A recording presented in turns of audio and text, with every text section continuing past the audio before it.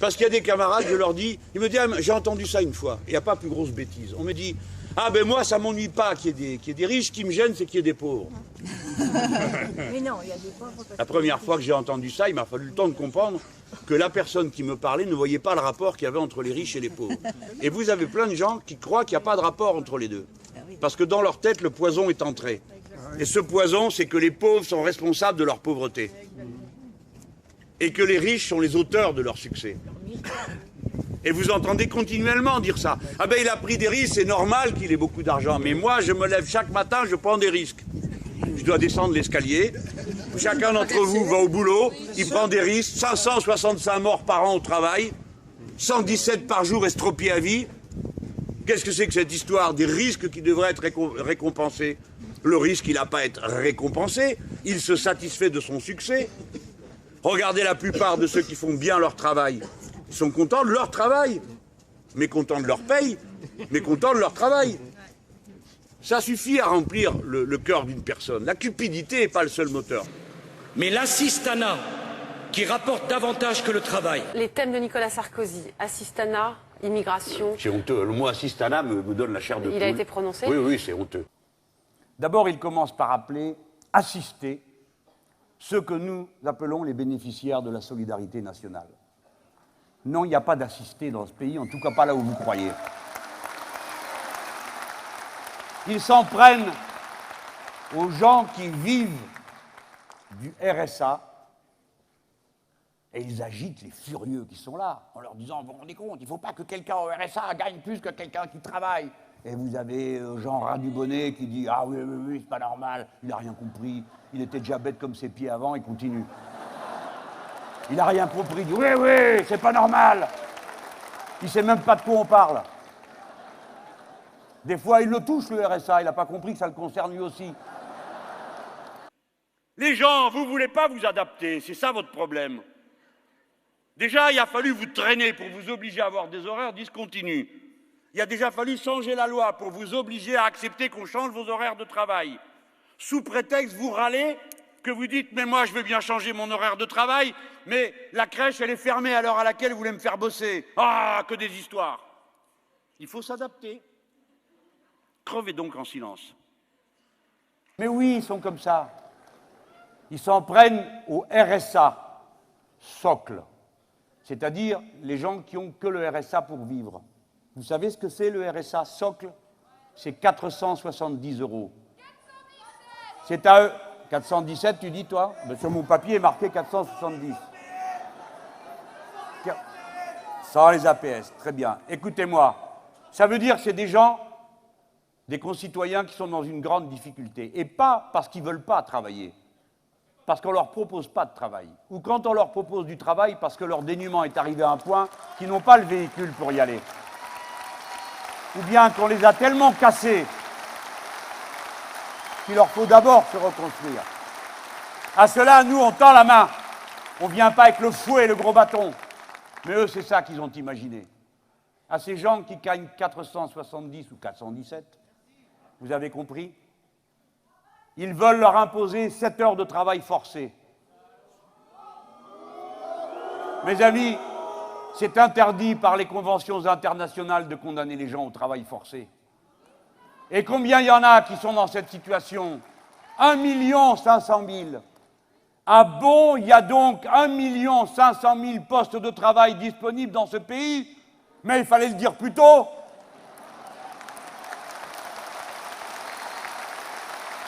Parce qu'on y mettrait des travailleurs avec une paye et un CDI. L'étranger qui vient en France pour le seul attrait de nos prestations sociales et qui ne respecte pas la France, cela aussi les Français considèrent que c'est une injustice. La vérité, nous la connaissons tous. Nous savons que c'est très dur pour nous. Nous savons que c'est beaucoup plus dur d'expliquer pourquoi le financier est responsable de nos malheurs que ce pauvre diable d'immigré à qui tout le monde peut jeter une pierre. Nous savons que c'est plus dur, mais nous ne céderons jamais. Nous sommes la raison humaine. Vous les avez affamés, ruinés. Ces pauvres gens partent vers les villes. Et ensuite, des villes, ils s'embarquent sur la mer pour venir chez nous. Vous les avez brutalisés, humiliés, vous êtes des sauvages. Vous croyez qu'ils se réunissent dans leur pauvre maison pour comparer le droit social d'un pays à l'autre pour savoir où il y aurait des avantages. Il faut les appeler. l'air de brute et de sauvage. On dirait qu'aucun d'entre vous dans votre famille n'a jamais été un immigré. Vous oubliez qu'une famille, dans chaque famille, un aïeul sur 4 est un immigré. Rappelez-vous de leur souffrance.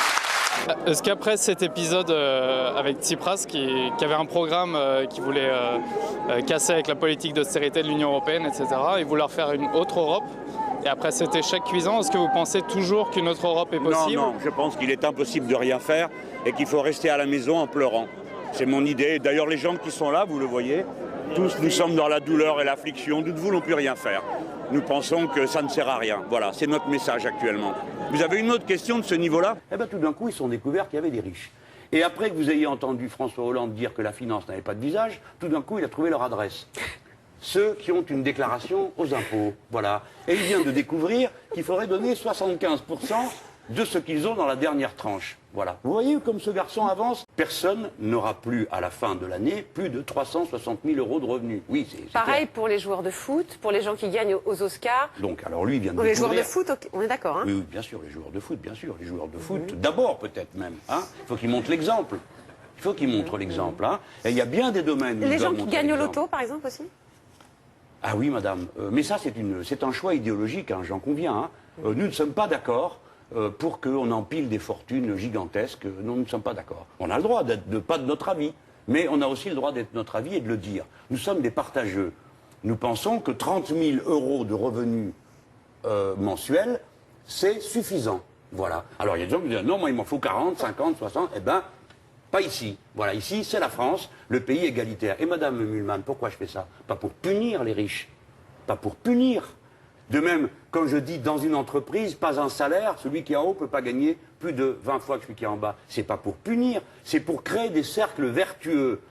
Ceux qui sont en haut, quand ils accumulent, qu'est-ce qu'ils en font de leur argent, madame? Vous ne le savez pas, parce que vous n'accumulez pas. Peut-être que vous êtes cigale, tandis que moi, je suis fourmi. Eh bien, que se passe-t-il? Ils le placent, figurez-vous. Ils ne mettent pas ça dans l'économie réelle. S'il vous plaît. Bon, d'accord, ici nous sommes face aux chrétiens, mais tenez compte du fait que vous êtes assez plein de la déchristianisation de la France pour maintenant en prendre acte. C'est-à-dire qu'un nombre considérable de nos concitoyens n'ont pas d'adhésion religieuse. Bon. Et cela, je voudrais parler un instant en leur nom, commencent vraiment à en avoir par-dessus la tête d'être invités de force à des querelles qu'on leur impose entre ceci et cela, matin, midi et soir, et dont ils n'ont rien à faire, et que pour certains d'entre eux, ils considèrent comme des effets d'une névrose collective. Bon, je mets ça de côté, mais je vous rappelle que c'est la majorité des Français. La laïcité est déjà la condition de base pour que le féminisme puisse mener son combat, car le patriarcat est la structure de pouvoir qui est implicite dans toute l'organisation politique des sociétés, et il est habillé par un discours qui assigne à chacun une place en fonction d'un ordre éternel, en général l'ordre que la religion prescrit, dans lequel le rôle de la femme est toujours second. Dans ma famille chrétienne, tout le monde avait un voile sur la tête, toutes les femmes avaient un foulard. Et elles continuent à entrer dans les églises avec un foulard sur la tête. Et on ne va pas dans une église des bras nus, parce qu'il y a une espèce d'obsession névrotique des religions à l'égard du corps des femmes. Bon, alors que se passe-t-il sur le marché européen? Eh bien justement, nos têtes d'œufs avaient trouvé la solution pour stimuler, dynamiser, je ne sais pas quoi, le marché, la flexibilité, la compétitivité, la boule. Bref, vous connaissez. Le temps d'antenne du front de gauche. Et après, comment expliquez-vous, monsieur Mélenchon, que vous n'arrivez pas à recueillir les déçus de la politique de monsieur Hollande et que madame Le Pen y arrive mieux? Vous voulez que je vous explique comment? Parce que madame Le Pen a d'innombrables militants qui font tous les jours du porte-à-porte, distribuer des tracts. Bien sûr que non. Je les ai vus moi-même de près, à un moment. Ils étaient tous dans le même bistrot toute la journée. Et de temps à autre, il y en avait 2 ou 3 qui sortaient et qui allaient coller des affiches et arracher les loutres. Est-ce que vous avez quand même un jour ou l'autre présenté vos excuses aux journalistes, à la rédaction de BFM TV, puisque vous avez dit, notamment chez Jean-Jacques Bourdin. Je me flagelle et je me mets un sac de sang. Si, et une robe de bure. En effet, j'ai osé dire, au détour d'une conversation, que pour une fois que c'était moi qui avais la parole et pas le Front National. J'ai stupidement cru ce que disait le CSA. Mais je reconnais que seul BFM sait ce qu'elle fait. Vous, les journalistes, bravo. Nous nous humilions devant vous et vous avez toujours raison. Le Front National est entré dans les foyers par les médias audiovisuels. Voilà, je n'ai pas peur de le dire. Voilà. Non, on n'a pas toujours raison. Mais sur ça, vous aviez tort. Non, je ne vous permets pas de mettre en doute ce point.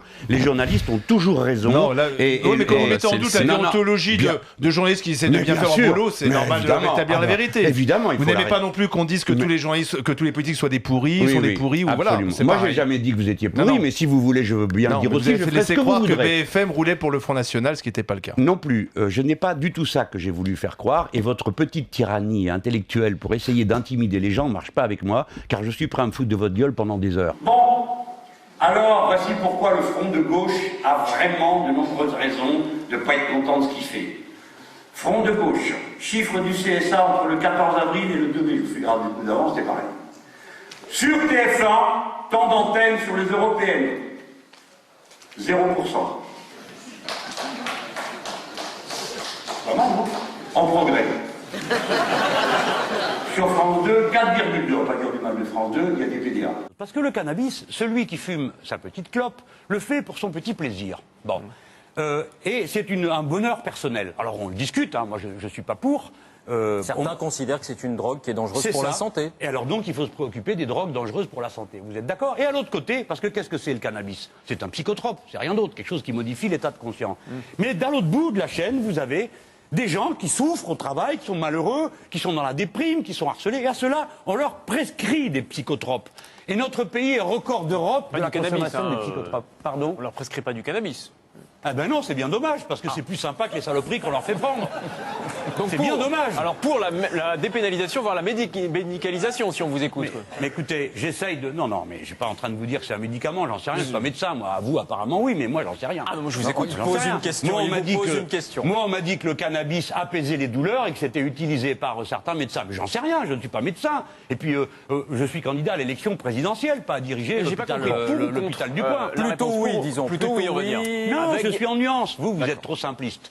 Moi, je vous dis, je tiens... Non, écoutez-moi, je tiens un bon sujet, je ne vais pas le lâcher. Puisque vous parlez du cannabis, je vous parle des psychotropes. Mais là, vous ne voulez pas en parler.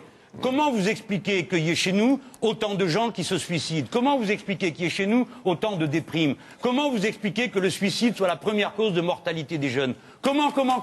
Pourquoi on vend tant de psychotropes? Ça vous pose pas de problème. Le cannabis, c'est le grand sujet. Eh bien moi, ce qui m'intéresse beaucoup, c'est les psychotropes en général.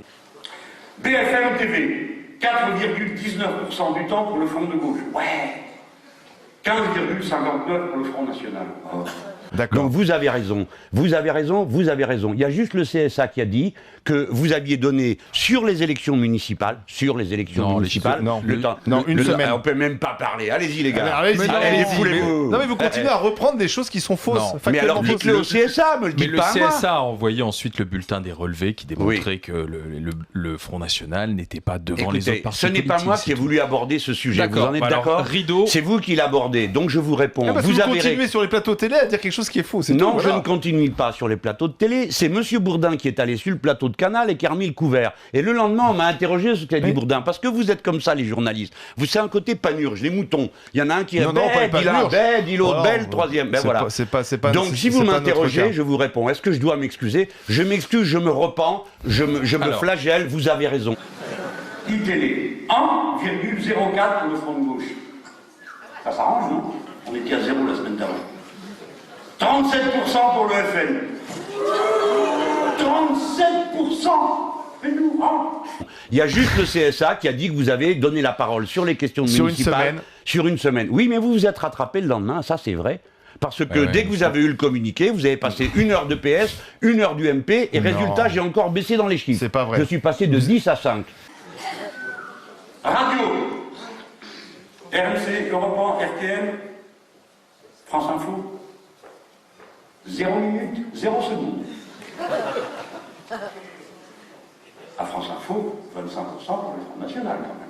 Vous êtes venu plus souvent que Marine Le Pen dernièrement, chez notamment Jean-Jacques Bourdin, donc vous plaignez pas. Mais c'est pas le sujet. D'abord, je me plains si je veux. C'est pas vous qui me direz ce que je dois faire. Et deuxièmement, ce n'est pas le sujet. Vous ne répondez même pas aux questions. Vous n'êtes pas honnête intellectuellement. Le CSA a dit à propos des municipales. Je suis venu chez Jean-Jacques Bourdin, avec qui je passe de fort bons moments journalistiques, et je n'ai jamais eu aucun problème avec votre chaîne. Mais si vous voulez en avoir des problèmes, vous en aurez, parce que celui qui me cherche me trouve en général toujours. Alors, France Info. 28 avril, chronique état des lieux à un mois des européennes. 5 partis mentionnés, Front National, UMP, PSE, Europe Écologie Les Verts, UDI. Le Front de gauche n'est même pas mentionné, il n'existe pas.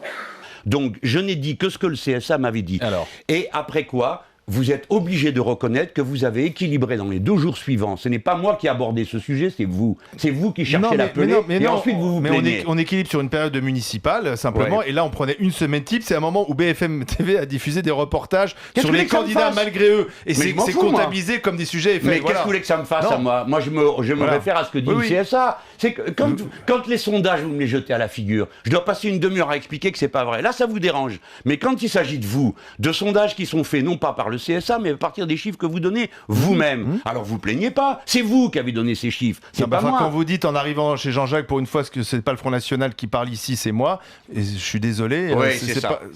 Non. Europe LCI, 2 débats, UMP, PS, FN dans l'Est et le Sud-Est. Nous ne sommes pas invités. Mais au moment où on était passé Cambadélis, parce qu'il a dit qu'il ne voulait pas y aller, parce que j'étais surexposé médiatiquement. C'est drôle l'impression que je lui fais. Hein. Si peu qu'on me voit, ça lui paraît déjà trop. Hein? Eh bien, on va se faire du souci. C'est pas une remise en cause du travail d'une rédaction.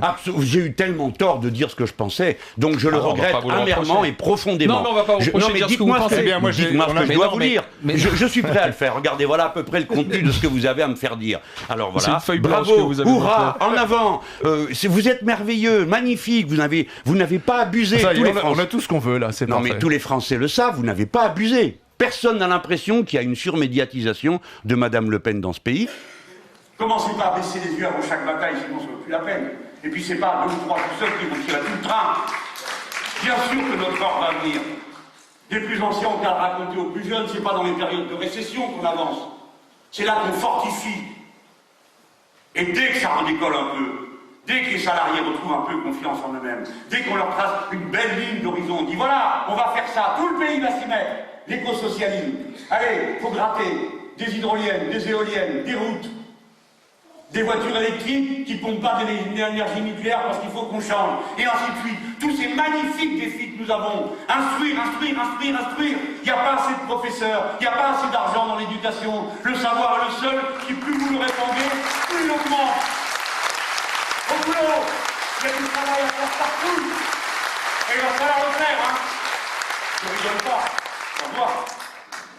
Parce que la vie publique ne peut être faite que de confrontation d'arguments rationnels. Vous me dites une chose, je vous en réponds une autre, et j'en suis pas d'accord. Mais si vous commencez la discussion en disant « Dieu l'a dit, alors c'est comme ça », et on n'en parle plus, alors ça va pas. Ou si c'est moi qui viens et qui vous dirai ce que je ne ferai jamais, c'est comme ça et pas autrement, parce que c'est ça qui est vrai.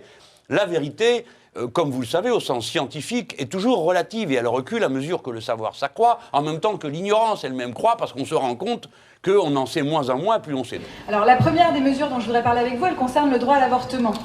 C'est d'ailleurs sur ce sujet que vous avez interpellé Marine Le Pen. Ouais, j'ai bien fait. Le 18 janvier, lors d'un point presse à Metz, vous m'avez traité de semi-dément, de ça vous laisse une bonne moitié.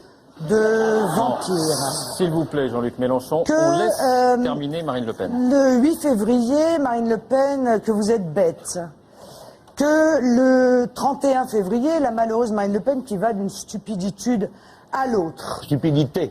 Parce qu'il faut reconnaître à l'extrême droite d'avoir assez bien réussi son affaire, grâce à un harcèlement incessant. Hein, ils sont contre les prières dans la rue quand ce sont des musulmans, mais ça ne les dérange pas quand c'est devant les centres IVG et que ce sont des fondamentalistes d'une autre religion. Je ne compte pas le terme de barbare, de fasciste, qui d'ailleurs fait l'objet d'une poursuite devant le tribunal correctionnel. Eh ben, on va voir. Parce que c'est elle qui me poursuivait pour avoir dit qu'elle était un fasciste. J'aurais volontiers présenté des excuses à propos du genre, parce que c'est pas un, c'est une. Mais non, c'est pas ça. Elle veut pas qu'on dise qu'elle est fasciste. Elle a perdu, parce que la justice a dit ah ben oui, fasciste, c'est une caractérisation politique. En France, on n'a pas fait assez attention à ça, parce que pendant tout un temps, dès qu'on posait la question des églises, je ne parle pas de la foi, hein, je parle des églises, ça sentait un fumet de laïcardisme mal vécu dans la bonne société. Et on a oublié qu'il y a eu en Espagne, à l'appel de la droite, des manifestations contre le droit à l'avortement avec diffusion d'un message du pape.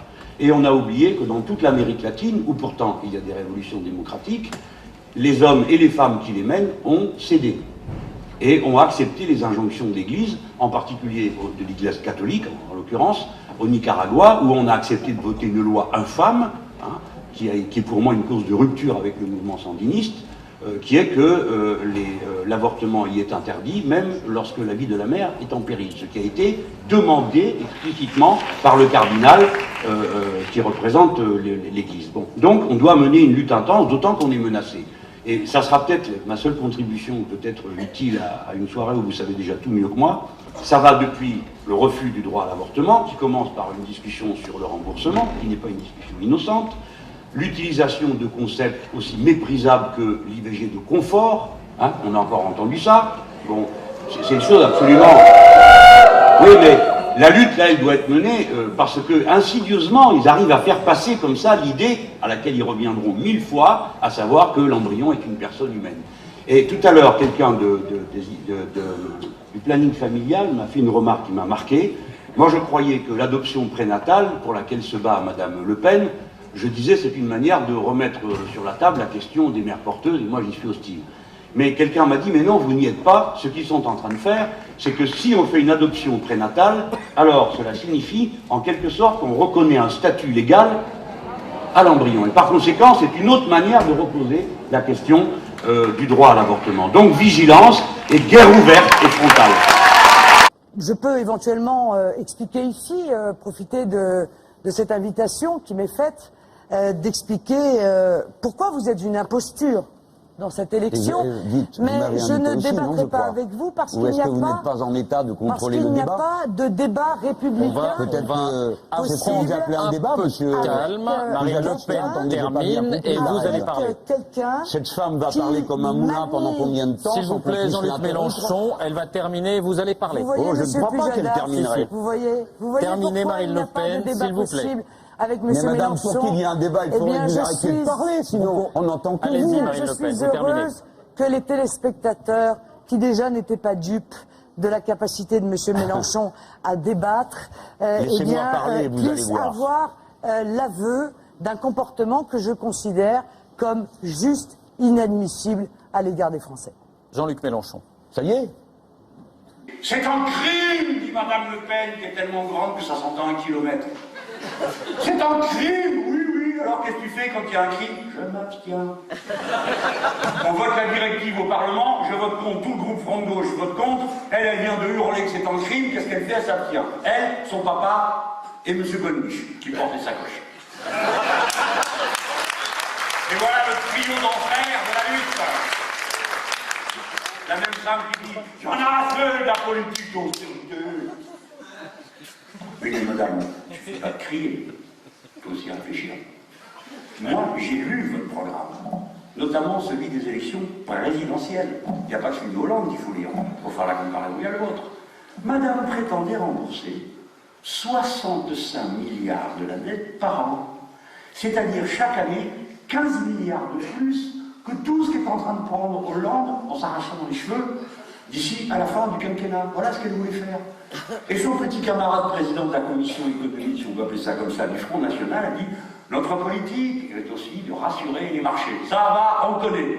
C'est tous les mêmes. » Et quand Madame Le Pen dit « Nous voulons favoriser le travail manuel », elle montre juste seulement que ça fait longtemps qu'au château de Montretout, comme ils disent, on n'a pas vu de travail manuel. Tout travail manuel est d'abord un travail intellectuel à notre époque. Les deux, la main et la tête, marchent très unis ensemble. Voilà ce qu'il vous faut apprendre de nous.